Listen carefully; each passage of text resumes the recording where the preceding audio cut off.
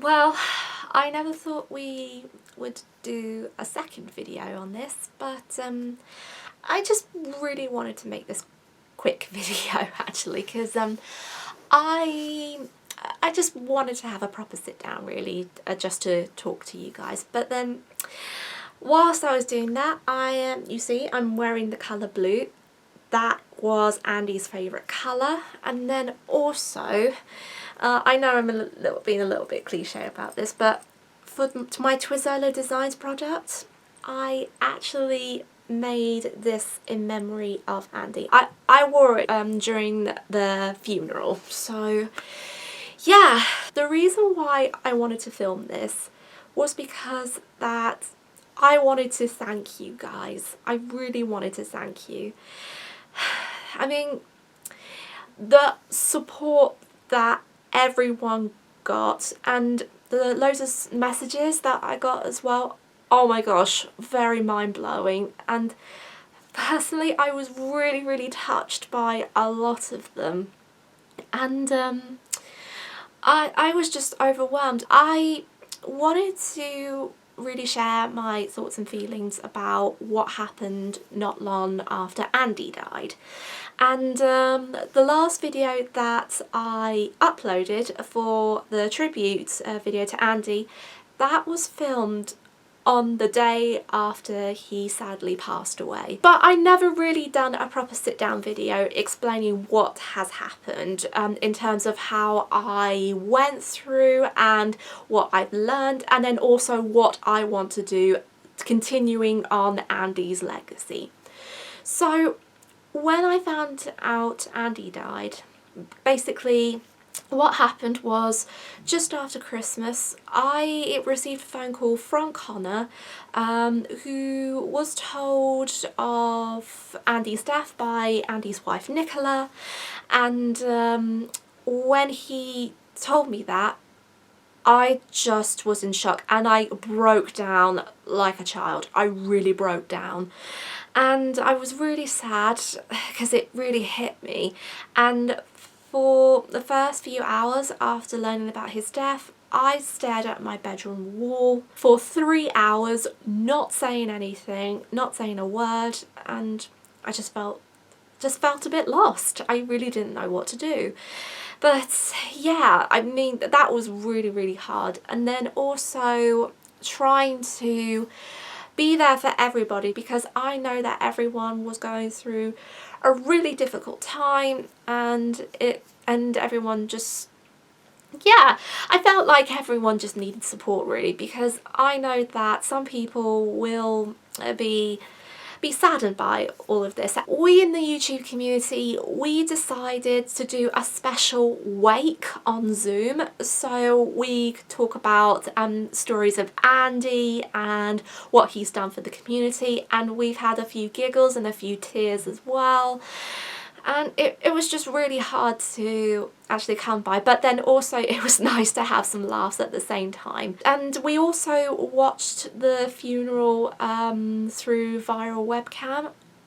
It was the most hardest thing to go through. It was really hard. It's not really easy going through a loss, especially after Christmas, because that's when it really hits hard the most. And it's really sad because you don't really know what to do. It can be mentally challenging to everybody, and that's why that during the wake I had a little chat with everyone about it, because there was a question that Dan asked, how do you want to actually continue on with Andy's legacy? And I think I was in and out of it most of the time, so I don't know if Dan said that or if it's Connor or someone else, but I don't know. I was just way a little bit out of the Zoom call because I was just going through different emotions. But I thought about it and I said that I wanted to continue on Andy's legacy by doing more charity work, but then I would really want to do loads of autism content, because as everyone knows, Autism Acceptance Week is coming up this April, and well, not this April, this March to April, and I definitely want to do something with that as well, because I had a chat with Connor and I said to him, I really want to chat about the realistic side. Just make World Autism Acceptance Week a bit more open, bit more relatable and comforting as well. Just focusing on the real life topics that can hit the hardest, but also it can be supportive. Also, I really want to talk about grief and loss. And lately I have been featured a lot as a guest on the podcast called Let's Talk Autism, and I have been featured on as a guest so many times with the wonderful support of Michelle and Christy as well, and I've made so many new friends from there. And then also I have been in contact with Mason, who I did a podcast episode with him, which is released now. I really want to go on so many podcasts that are related to autism, and I want to talk about that because it is a very sensitive topic, but it is a topic that's worth mentioning about. Every part of emotion and balance can be up and down, and a lot of people said to me when they were trying to process Andy's death, they said it's not fair and they don't know how to cope.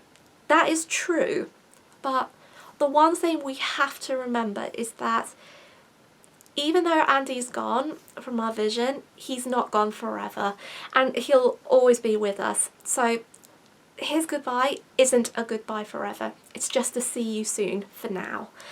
And I am going to be there for so many people, even though I will struggle a bit. I will try to take care of myself, I definitely will, but I still want to be there for friends, because that is the thing that I generally want to do. I will probably do more videos on the Titanic and then Autism Acceptance Week when I'm ready, and yeah, just to see how we go from there. But things will probably be back to not normal-ish, but just trying to get my things just to try and take things one step at a time, because Andy wouldn't want anyone to feel sad and lost and not do anything. He probably wanted us to continue on with our lives and just making everything